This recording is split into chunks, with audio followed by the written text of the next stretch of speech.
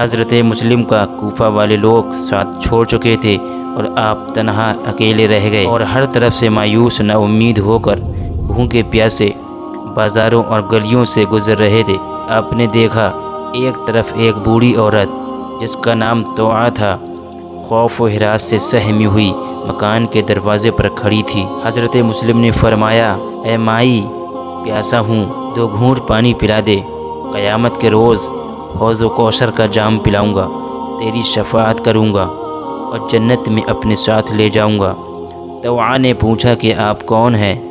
فرمایا، میں نواسۂ رسول ہوں، امام حسین کا بھائی ہوں، کوفہ والوں کا بلایا ہوا مہمان ہوں، مدینے کا مسافر ہوں، اور میرا نام مسلم ہے۔ مسلم کا نام سنا تو توعا قربان ہو گئیں، خاک پاک کو چوما، سجدہ و شکر ادا کیا کہ کہاں میرا غریب خانہ اور کہاں خاندان نبوت کا شہزادہ۔ حضرت مسلم کو گھر لے گئیں اور خدمت میں لگ گئیں۔ آدھی رات ہوئی تو توعا کا لڑکا ابن زیاد کے دربار سے گھر آیا۔ بوڑھی ماں نے بیٹے کو خوشی سے بتایا کہ بیٹا، ہماری سوئی ہوئی قسمت جاگ اٹھی ہے اور ہمارے مقدر کا ستارہ چمک اٹھا کہ حضرت مسلم ہمارے گھر رونق و افروز ہیں۔ ساری رات اپنے مہمان پر ماں اور بیٹا دونوں خوش تھے، مگر دونوں کی خوشیاں مختلف تھیں۔ ماں اپنی نجات کا ذریعہ سمجھتی تھی، لیکن بیٹا حضرت مسلم کو گرفتار کرا کے ابن زیاد سے انعام پانے کا خواہش مند تھا۔ چنانچہ اس جنتی ماں کے جہنمی بیٹے نے ایسا ہی کیا۔ پچھلی رات گھر سے نکلا اور ابن زیاد کو حضرت مسلم کا پتہ دے آیا۔ صبح کی نماز کے بعد ابھی حضرت مسلم ذکر و اذکار میں مشغول تھے کہ باہر سے گھوڑوں کی ٹاپوں کی آواز سنائی دی۔ یہ محمد بن اشد کوتوال شہر کے گھوڑوں کی آواز تھی۔ آپ نے فرمایا، مائی، یہ آوازیں کیسی ہیں؟ توعا نے حسرت بھری نگاہوں سے حضرت مسلم کو دیکھا اور عرض کی، آقا، معلوم ہوتا ہے کہ میرے مکان کا محاصرہ کر لیا گیا ہے۔ ایک بار پھر یہ ہاشمی شیر تکبیر نعرے بلند کرتا ہوا توعا کے مکان سے باہر آ گیا۔ ہاتھ میں خدائی تلوار تھی اور سر پر مصطفیٰ کی دستار، اور یہ ہاشمی جوان کی تلوار بد فطرت انسانوں کے سر پر چمکی اور 150 دشمنوں کا خون پی گئی۔ کوفہ کے وہ بدکار اور اہل بیت کے دشمن اس ہاشمی شیر کی تاب نہ لا کر بھاگ کھڑے ہوئے۔ محمد بن اشعث نے زیاد کو لکھا کہ مسلم کا مقابلہ کرنا آسان نہیں۔ ابن زیاد نے 500 سوار اور بھیج دیے، مگر یہ اللہ کا شیر ذرا بھی نہ گھبرایا اور تازہ دم ہو کر پھر حملہ آور ہوا اور کوفہ کے بے وفا انسانوں کے لیے فرشتہ اجل بن کر 400 کو اور جہنم میں داخل کر دیا۔ محمد بن اشعث نے جب یہ صورت دیکھی تو اپنے ساتھیوں کو حکم دیا کہ سب مل کر حملہ کر دیں، اور پھر حضرت مسلم پر تیروں اور پتھروں کی بارش ہونے لگی اور نیزوں کی سرسراہٹ سے کوفہ کی فضا میں ایک شور برپا ہو گیا اور ہاشمی شیر کی تلوار قہر خداوندی سروں کو کاٹ رہی تھی۔ صبح سے دوپہر ہو گئی۔ حضرت مسلم لڑتے لڑتے تھک چکے تھے۔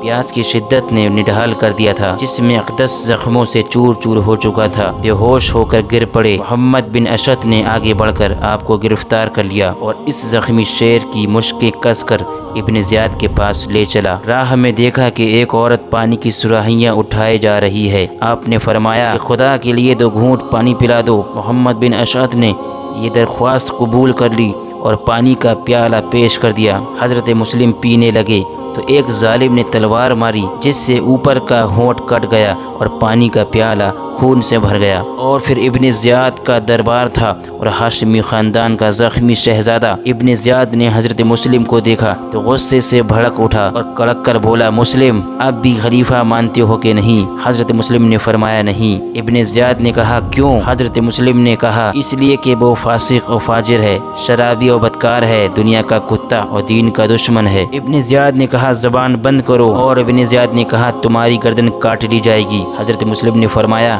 مگر باطل کے آگے جھک نہیں سکتی۔ اور پھر ابن زیاد نے کہا، اب بھی اپنی زبان سے یزید کی خلافت کا اقرار کر لو تو تمہاری جان بچ سکتی ہے۔ حضرت مسلم نے فرمایا، قرآن پاک کی تلاوت کرنے والی زبان یزید کی خلافت کا اقرار نہیں کر سکتی، اور یہ جان میری نہیں، خدا کی ہے، اور حق کی حفاظت کے لیے جان دینی شان مسلم ہے، اور میں مسلم ہوں اور دین و شریعت کی رکھوالی کے لیے مرنا موت نہیں زندگی ہے۔ وہ دیکھ میرا نانا مصطفیٰ اور دادا علی مرتضیٰ حوض کوثر کا پیالہ لیے مجھے بلا رہے ہیں۔ اے ابن زیاد، میں جانتا ہوں کہ میرا آخری وقت ہے، میری 4 وصیتوں کو پورا کر دینا، میری لاش کو برباد نہ کرنا، میں نے کوفہ والوں سے کچھ قرض لیا تھا، میرا گھوڑا بیچ کر ادا کر دینا، حضرت حسین کو لکھ دینا کہ کوفہ نہ آئیں، اور مجھے میرے مظلوم بچوں کا کچھ پتہ نہیں کہ وہ کہاں ہیں، وہ مسافر ہیں، بے وطن ہیں اور یتیم ہیں، ان پر ترس کھانا اور انہیں مدینہ پہنچا دینا۔ ابھی آپ فرما ہی رہے تھے کہ ابن زیاد نے حکم دیا کہ مسلم کو شاہی محل پر لے جا کر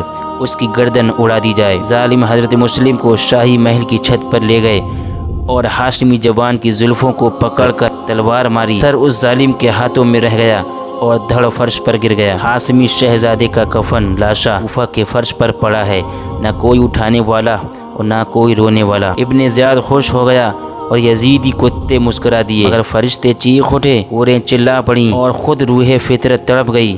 حضرت مسلم رضی اللہ تعالیٰ عنہ کی شہادت کے بعد ابن زیاد ایک سنہری تخت پر بڑے تکبر اور غرور کے نشے میں جھوم رہا تھا۔ ابن زیاد بڑا فخر و غرور کے ساتھ کہہ رہا تھا کہ اے کوفہ والو، میں نے جو کہا تھا وہ کر دکھایا، اور آئندہ بھی یاد رکھو، جس نے حسین ابن علی کا نام لیا اس کا بھی یہی حشر ہوگا۔ ابھی وہ کچھ اور کہتا، مگر ایک بوڑھی عورت سر پر سیاہ چادر اوڑھے لکڑی کے سہارے ابن زیاد کے سامنے کھڑی ہو گئی اور غضبناک آواز میں بولی، اے بدنہاد، زبان بند کر، ہم نے جس شیطان کی خبر قرآن پاک میں پڑھی تھی وہ اپنی آنکھوں سے دیکھ لیا۔ اس نے حضرت آدم علیہ السلام کی خلافت کا انکار کیا اور تو حضرت حسین کی خلافت کا منکر ہے، وہ قیامت تک کے لیے ملعون ہوا، تجھ پر بھی حشر تک پھٹکار پڑتی رہے گی۔ نور ہدایت کے ایک چراغ کو بجھا کر تو نے اسلام اندھیرے میں ڈال دیا ہے۔ اے دنیا کے کتے، یاد رکھ، حشر کے دن تیرا بھی وہی حشر ہوگا جو فرعون اور نمرود کا ہوگا۔ پہرہ دار عورت کی بے باک گفتگو سن رہا تھا، اس عورت کی یہ گفتگو سن کر ابن زیاد غصے سے لال پیلا ہو گیا۔ او گستاخ عورت، تو کون ہے؟ بڑھیا خاموش رہی۔ ابن زیاد نے ایک فوجی افسر کو حکم دیا، اس کے چہرے سے نقاب کھینچا جائے۔ بوڑھی عورت کڑک کر بولی، خبردار، ٹوٹ جائیں گے وہ ہاتھ